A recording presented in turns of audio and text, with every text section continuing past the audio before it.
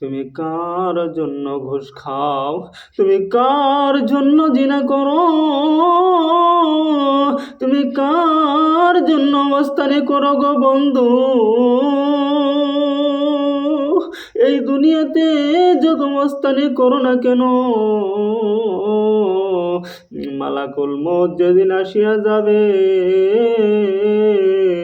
সেদিন তোমার আর আমার কোনো ক্ষমতা হবে না। আমার আর তোমার ক্ষমতা সেদিন চলিয়া যাবে। ওগো বন্ধু, মালাকুল মউত যেদিন তোমার আর আমার ঘরে যেদিন চলে আসবে, আল্লাহ পাক রব্বুল আলামিন বলেছেন কুল্লু নাফসিন যায়িকাতুল মাউত। ওগো বন্ধু, 60-70 বছর জিন্দেগি আল্লাহ পাক রব্বুল আলামিন আপনাকে আর আমাকে দিয়েছে। ও বন্ধু, কেন আমি আর তুমি ভালো কাজে এই সময় লাগাতে পারলাম না?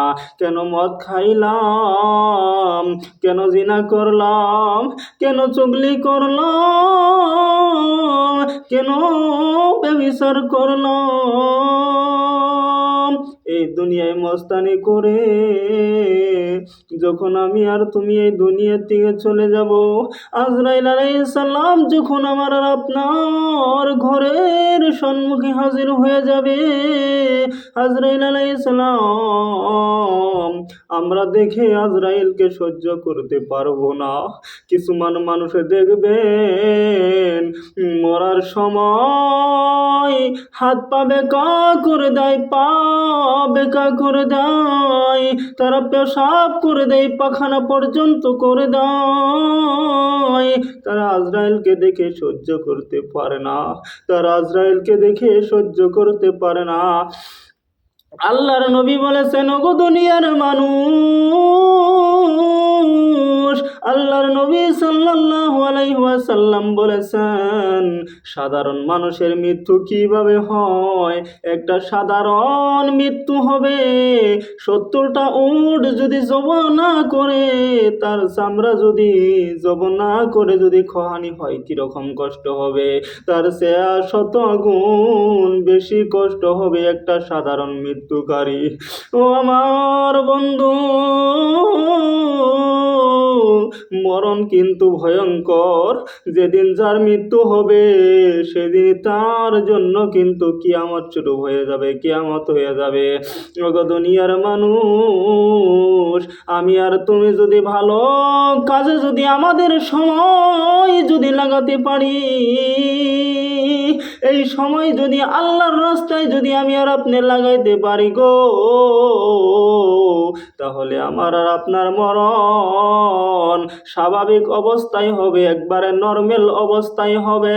ওগো নবীর উম্মতের দল, আমার নবী বলেছেন ওগো আজরাইল, মরণের কষ্ট এত ভয়ঙ্কর কষ্ট,